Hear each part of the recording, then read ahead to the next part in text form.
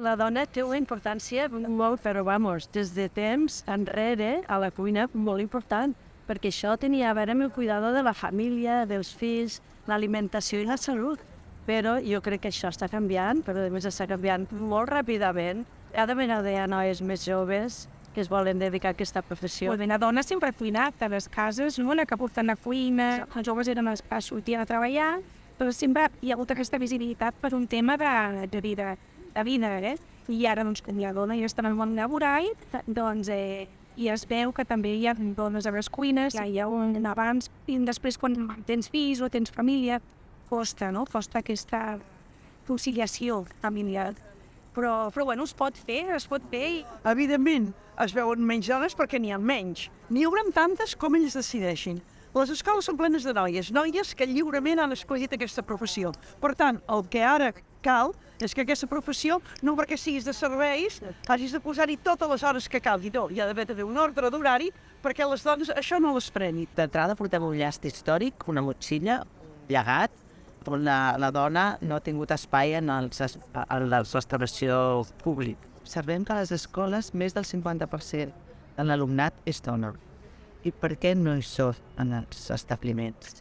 Hi ha molt abandó, o sigui, hi ha molt abandó de vocació o de un cop topes amb la realitat i t'adones de l'exigència de l'ofici per una banda i de l'exigència dels horaris o dels dies que no et permet conciliar, del moment que no et permet conciliar familiarment, abandones. No abandones la cuina, atenció, abandones la restauració pública.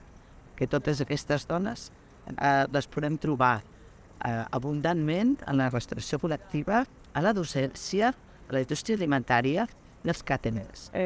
Bueno, creo que los hombres tienen más visibilidad en la cocina, pues porque siempre ha sido un mundo más de hombres a nivel restauración. Por el tema de la conciliación familiar, cuesta más un poco la inserción de la mujer en la cocina por los horarios. El planteamiento de horarios es lo que a veces condiciona un poco por el tema de los hijos y de un montón de cosas. He visto muy pocas mujeres trabajando en cocina, pero este último año se ha incrementado mucho más. En el sector del vi, el paper de la dona ha canviat molt, no?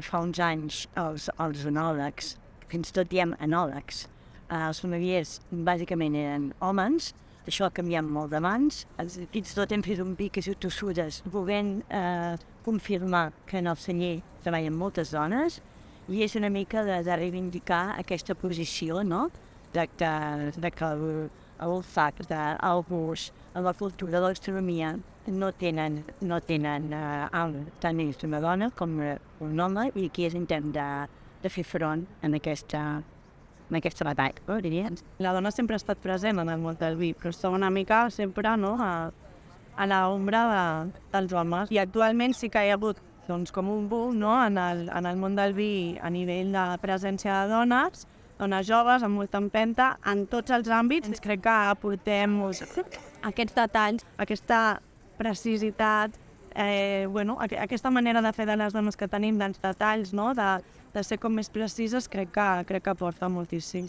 I sensibilitat, també. Però l'important és que l'home, el paper de l'home, ja només no solament és professionalment a la cuina, sinó que també ara s'està implicant cada vegada més a la casa, no? O sigui, estem compartint aquestes feines que abans eren exclusives de la dona. Quina sort en aquests moments que la dona s'incorpora a la cuina professional i els homes a la cuina domèstica.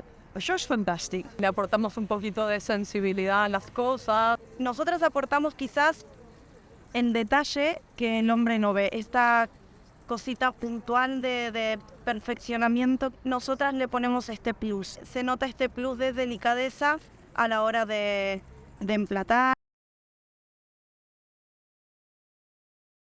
És estar al mateix nivell de visibilitat i de responsabilitat i poder al final tenir els mateixos reptes i les mateixes decisions i responsabilitats com el home. Jo diria que la dona concilia és nova, cuina amb sensibilitat i és molt organitzada. És continuar reivindicant aquesta posició, formar a dones perquè puguin arribar a tenir coneixements i capacitats per fer-ho i obrir aquests espais a les dones. En futur, en el món del vi, a la dona el veig molt feminista, estic molt convençuda. Hi ha molt talent en el món femení. Per tant, gràcies perquè els hi poseu fotos.